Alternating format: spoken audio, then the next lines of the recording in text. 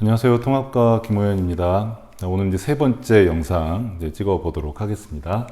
앞 시간까지 이제 제가 세포의 구조에 대해서, 특히 이제 진핵세포의 구조에 대해서 말씀을 드렸고요. 그다음에 세포막의 구조, 여러분들이 세포막이 인지질 이중층으로 되어 있고 거기에 막단백질이 있다. 이 정도 이제 이해하시면 되고, 이제 앞 영상 말미에 이제 물질이 세포막을 기준으로 이동하는 방법 여러 가지가 있는데 그 중에서 확산 그리고 삼투 현상에 대해서 말씀을 드렸어요. 그래서 오늘은 앞 영상의 이제 보충의 의미로 삼투 현상의 예를 먼저 좀 말씀을 드릴 거고요. 그 다음에 우리들의 교과서 155페이지에 나오는 이제 생명활동 안에서, 생명체 안에서 일어나는 화학 반응에 대해서 약간 말씀을 드리고 오늘은 마무리하도록 하겠습니다.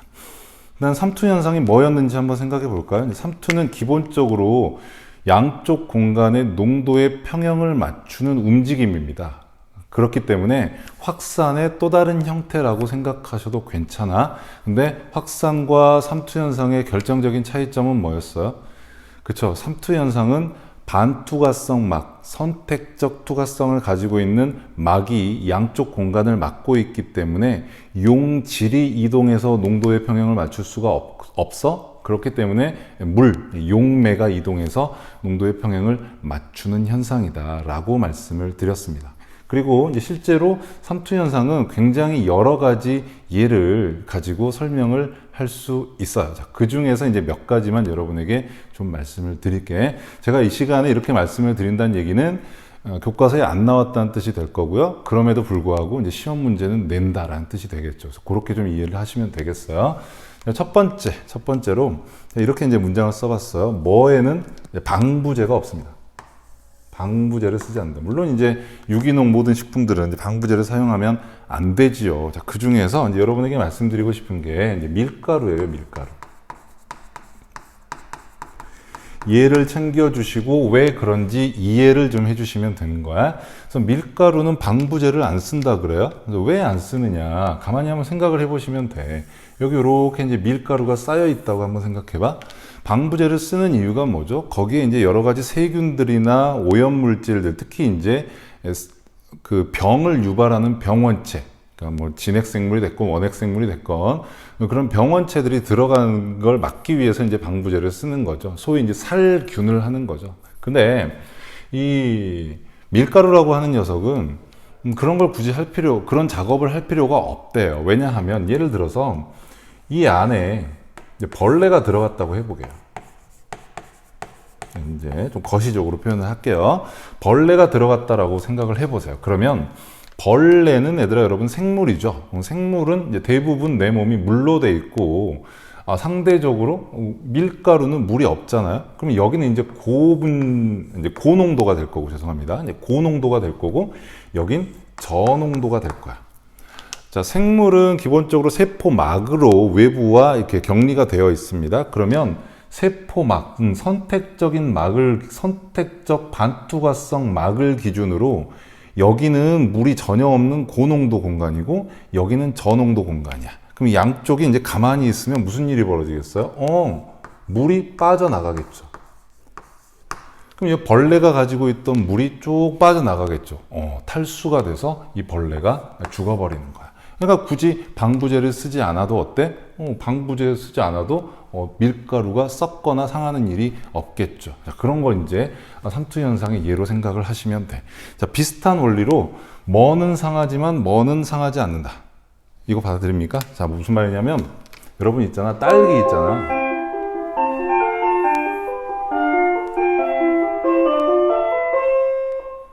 딸기 한번 생각해 보세요. 딸기. 얘들아 여러분, 딸기는 오래 두면 썩거나 상하죠. 그래요? 그런데요, 딸기잼은 상하지 않습니다. 딸기잼은 상하지 않아요. 무슨 말씀입니까? 여러분 한번 생각해 보세요. 집에서 이제 어머님들 살림하실 때 여러분들 한번 좀 이렇게 주의 깊게 한번 봐보세요. 남학생들이라고 그냥 무시하지 마시고 주의 깊게 한번 봐보세요. 그러면 어머니가 이제 겨울에 딸기를 사시잖아요. 그럼 큰 이제 조그만한 상자, 조그만한 스티로폼에 사실 때 빼고 큰 상자의 딸기를 사실 때 보면 제일 먼저 해야 되는 작업이 뭐냐면 그 딸기를 싹 다 이제 꺼내야 됩니다. 그 위에서부터 이렇게 먹는 거 아니야. 싹 다 꺼내야 돼. 왜 꺼내야 되냐면 아래쪽에 이제 뭉개진 애들이 있겠지. 이제 뭉개진 애들은 이제 다 꺼내가지고 그걸 이제 잼으로 만드시는 거야. 왜 그래야 돼요? 딸기 한번 생각해 보세요. 딸기는 그냥 이제 상할 수 있는 딸기를 잼으로 만들면 굉장히 농도가 어때? 높아지겠죠. 그러면 얘랑 같은 원리예요. 응? 자, 여기에 딸기 잼이 있어. 잼이 있어요. 근데 이 잼이 상한다는 건 결국엔 뭐죠? 여기에 이제 곰팡이 쓸고 막 벌레 들어오고 그런 거, 그래서 이제 상하는 거잖아. 그럼 여기에 이제 벌레가 들어온다고 생각해봐. 벌레가. 너도 벌레야? 벌레가 들어온다고 생각해봐. 그러면 다시 얘는 농도가 되게 높은 거잖아. 잼이니까. 근데 얘는 생물이니까 농도가 낮은 거잖아. 됐지? 그러면 가만히 있으면 무슨 일이 벌어진다? 저농도에서 고농도로 물이 간다. 저물고. 저농도에서 고농도로 물이 간다. 그럼 얘가 어떻게 되겠어? 물이 쫙 빠져버리니까 죽겠죠. 돼요? 자, 그래서 이제 잼은 이제 상하지 않는 거야. 그래서 생활의 지혜가 있으신 분들은 사과잼, 사과박스 밑에 썩어나는 것들, 사과잼 만드는 거고요. 포도잼 만드는 거고요. 딸기잼 만드는 거야. 됐지? 자, 그 다음에 이제 세 번째 예로 한번 볼게. 눈이 아플 때, 물론 이제 안약 넣으면 되지만, 더 좋은 방법은 눈을 씻어내면 돼요. 씻어내면. 그냥 뭐 돈 안 들이는 거야. 근데 이 눈이 아플 때 씻어낼 때 뭘로 씻어내면 좋을까요, 여러분? 증류수로 씻는 게 좋을까요? 식염수로 씻는 게 좋을까요? 여기서 잠깐 식염수가 뭔지 모르는 분들을 위해서 소금물이야, 소금물. 근데 소금물인데 그냥 소금물이 아니라 그냥 인간의 삼투 농도, 그러니까 인간의 농도하고 맞춘 소금물이다. 이렇게 생각하시면 돼. 그러면 순수한 물로 눈을 씻는 게 좋을까요? 소금물로 눈을 씻는 게 좋을까요? 네, 소금물로 씻는 게 훨씬 효과적입니다. 소금물로 씻어야 됩니다. 왜? 직관적으로 생각하시면 증류수가 깨끗한 물이니까 그냥 씻으면 될 것 같지. 그런데 증류수로 내 눈을 씻으면 무슨 일이 벌어지냐면, 얘들아 여러분, 증류수는 저농도죠. 그렇죠? 농도가 굉장히 적은 거잖아. 근데 세포는요, 그 안에 여러 가지 단백질이나 세포 속에 여러 가지 물질들이 있으니까 농도가 상대적으로 높겠지. 내가 증류수를 이렇게 먹게 되거나 눈에 뿌리게 되면 증류수가 내 세포 안으로 들어갑니다. 그럼 세포 안으로 들어가면 세포가 어떻게 되겠어? 퉁퉁 부어버리겠지. 그래서 증류수 같은 걸로 씻는 거 아니야. 언제나 나랑 농도가 같은 걸로 씻어야 돼. 그래서 식염수로 씻는 거야. 이런 것도 삼투 현상의 이해가 될 수 있겠죠. 자, 물론 이거 말고도 더 여러분들에게 말씀드리고 싶은 게 많습니다만은 일단 기본적으로 삼투 현상의 이해, 최소한 3가지 정도는 생각해 주시고 이해해 주시면 또 다른 응용 문장에서도 여러분들이 충분히 사고하실 수 있을 거야. 자, 여기까지 삼투의 이해 말씀드렸습니다. 자, 그 다음에 이제 우리들의 교과서 155페이지에 이제 화학 반응에 대한 이야기를 쭉 한번 얘기해 볼게요.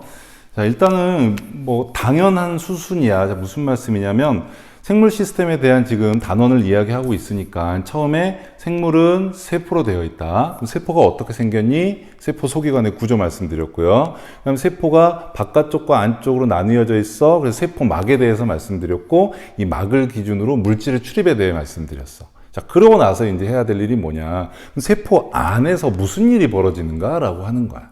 다시 세포 안에서 무슨 일이 벌어지는가라고 하는 거야. 그래서 우리가 이 세포 안에서 이루어지는 모든 화학 반응을 이르는 용어가 있습니다. 자, 그게 뭐냐면 물질대사라고 하는 거야. 물질대사라고 하는 거야. 그래서 오늘은 이 물질대사의 용어를 이해하시고 암기해 주시면 됩니다. 근데 그 물질대사가 일상 용어에서는 신진대사라는 표현으로 더 많이 쓰여요. 근데 저는 좀 마음에 들지는 않습니다. 그 이유는 나중에 차차 말씀드리고, 세포 안에서 일어나는 모든 화학 반응이다. 이렇게 생각을 하시면 돼. 그럼 화학 반응이라고 하는 건 결국엔 뭐죠? 물질이 변화하는 반응이죠. 그러면 조금 과감하게 말씀드리면 물질이 변화하는 건 2가지 방법밖에 없어요. 다시, 물질이 변화하는 건 두 가지 방법밖에 없어. 어떻게 두 가지냐면 뭔가 만들어지는 방법이 있어요. 첫 번째로 뭔가가 만들어지는 방법이 있어요. 그럼 우리가 합성이라고 해도 괜찮겠죠. 합성. 그러면 합성이 된다는 이야기는 얘들아 여러분, 작은 것들 여러 개가 흩어져 있었는데 그것들이 뭉쳐지는 거네. 다시 작은 것들이 여러 개 있었는데 그것들이 뭉쳐지는 거네. 그걸 우리가 합성이라고 부르면 되네. 그러면 이렇게 합성이 된다는 얘기는 조금 멋있게 이렇게 표현할 수도 있죠. 저분자 물질이 붙어가지고 고분자 물질이 되는 거죠. 괜찮아요? 다시 한번. 저분자 물질들이 여러 개가 있는데 이것들이 붙어가지고 고분자 물질이 되는 것. 우리가 이걸 합성이라고 부르면 되는 거야. 자, 여기서 잠깐 갑자기 저분자 물질, 고분자 물질 하니까 조금 어려워하는 친구들을 위해서 말씀을 드릴게. 이 저분자 물질과 고분자 물질은요, 상대적인 개념입니다. 자, 무슨 말씀이냐면, 예를 들어서 말씀을 드릴게. 얘들아, 여러분, 산소가 2개 있고요, 탄소가 하나 있어요. 느낌 오십니까? 산소 2개하고 탄소가 하나 있어요. 그걸 합칠게요. 그럼 뭐가 되죠? 이산화탄소가 되죠. 그러면 이때 산소하고 탄소는 이산화탄소에 비해서 저분자 물질이죠. 이산화탄소는요, 고분자 물질이죠. 괜찮아요? 그럼 이산화탄소는 무조건 고분자 물질인가요? 아니요. 이산화탄소가 6개 있어요. 이 이산화탄소 6개를 붙여서 포도당이 돼요. 그러면 이때는 이산화탄소가 저분자 물질이고요, 포도당은 고분자 물질이에요. 돼요? 자, 다시. 그럼 포도당은 무조건 고분자 물질인가요? 아니요. 포도당들이 있어요. 이 포도당들을 막 붙이면 종이, 셀룰로스가 됩니다. 그러면 포도당은 저분자 물질이고요. 이 포도당들이 붙어서 만들어진 셀룰로스, 또는 여러분 잘 많이 들어보셨을 녹말, 이건 고분자 물질이죠. 돼요? 그러니까 다시 말씀드리면 저분자 물질, 고분자 물질을 이해하실 때 이거 뭐 외워야지 이렇게 생각하시는 게 아니라고. 이런 게 아니라 어떤 문제 조건에서 물질이 나오면 그 물질이 상대적으로 다른 것에 비해서 크기가 큰 건지, 그 물질들을 합쳐서 만든 건지, 아니면 그걸 쪼개면 이게 되는 건지, 이렇게 생각을 하시면서 저분자, 고분자의 상대적인 개념을 이해해 주시면 된다고. 다시 한번 갈게. 물질회사는 뭔가를 만드는 과정이 있다. 만드는 과정은 저분자 물질들을 합쳐서 고분자 물질로 바꾸는 것이다. 이렇게 생각하시면 된다. 그럼 반대도 있겠네요. 그래서 물질 대사의 두 번째는 이렇게 보시면 돼. 고분자 물질을 저분자 물질로 뭐 하는 거야? 분해하는 거죠. 이렇게 보시면 돼. 그래서 생명과학에서 이 합성할 때 저분자 물질을 고분자 물질로 만들어낼 때 우리가 이걸 뭐라고 하느냐. 자, 적으세요. 동화작용이라고 합니다. 자, 뭐라고 한다고? 동화작용이라고 합니다. 자, 지금부터 이제 항상 기억하셔야 돼.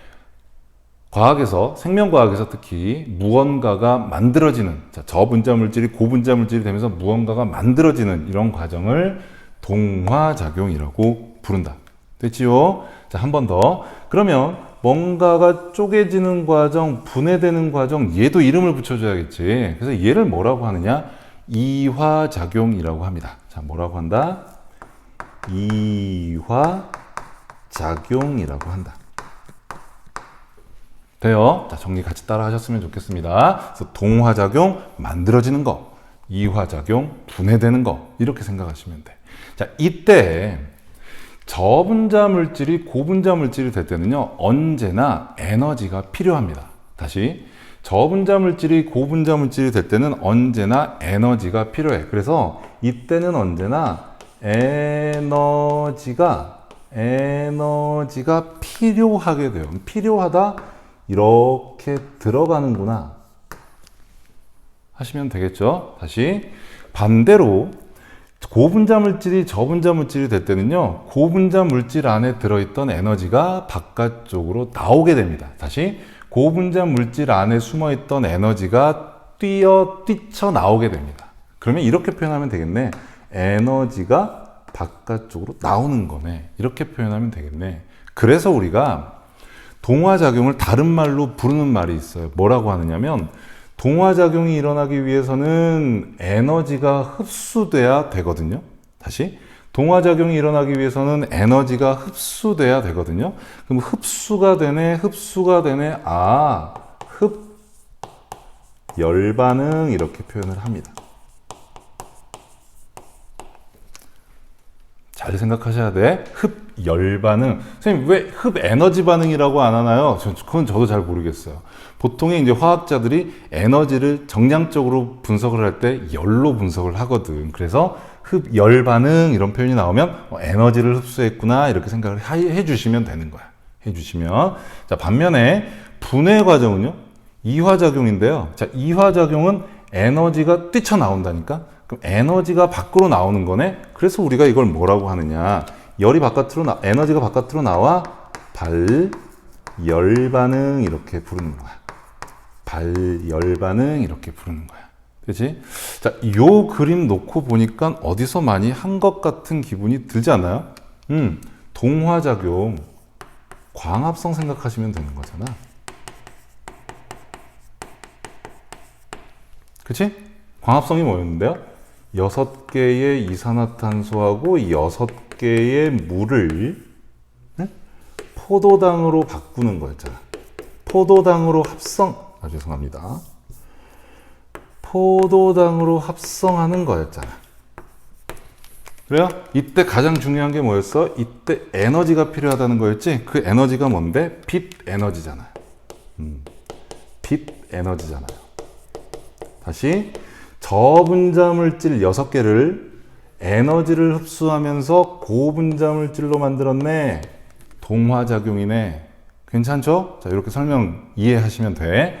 자, 이화작용의 대표적인 예가 그러면 뭐야? 이화작용의 대표적인 예가 세포호흡이잖아요.